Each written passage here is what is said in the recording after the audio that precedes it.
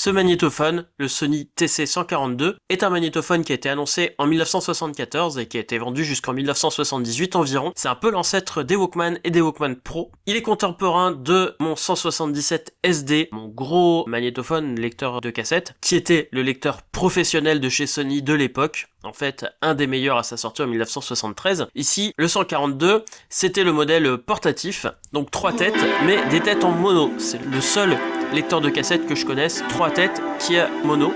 Tout simplement parce qu'ici, on est censé faire de l'enregistrement live, un peu comme le UR à bande, mais bien la cassette commence à remplacer les lecteurs de bande portatifs car c'est plus pratique et plus portable, et demande moins de batterie, même si ici on a quand même besoin d'une grosse batterie et que le lecteur est quand même lourd. C'était un magnétophone qui était beaucoup utilisé pour la recherche scientifique, l'enregistrement d'archives, journalisme et la musique live à l'époque, ainsi que le son pour les diaporamas et les projections Super 8. Il faut savoir qu'on le retrouve sur certaines revues qu'il donne comme les seuls magnéto-cassettes utilisables pour les pros en itinérance. En le démontant, je peux voir qu'il a été fait pour être maintenu et utilisé par des pros, puisque c'est quelque chose de solide. La porte, justement, quand on enregistre, se bloque. Par contre, eh bien ici, en remettant les courroies, j'ai du mal remettre un truc, puisqu'elle ne se débloque pas ensuite. Je dois la débloquer à la main, donc je peux pas changer la cassette facilement. Mais par contre, c'est de la grosse électronique de l'époque qui commence franchement à vieillir. Il y a 5 courroies différentes, énormément de pièces en mousse qui partent en miettes. Pour faire fonctionner le tout,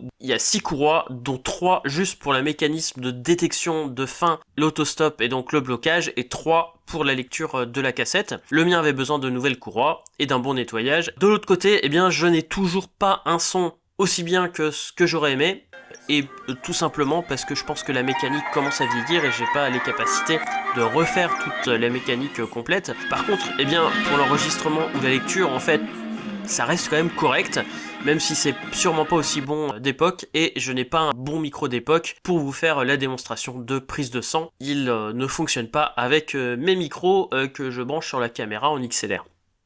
En écoute portable, il est lourd, mais franchement, il est correct. Il y a un petit haut-parleur de monitoring qui est pas terrible, mais c'est fait pour juste vérifier ce qu'on a fait. Il vaut mieux brancher un casque ou le brancher sur un ampli. À l'époque, c'était quelque chose à prix de 1000 €, donc c'est vraiment un outil pro, c'est pas un outil grand public, ça se voit et ça s'entend. Voilà, j'espère que ça vous a plu et à très bientôt.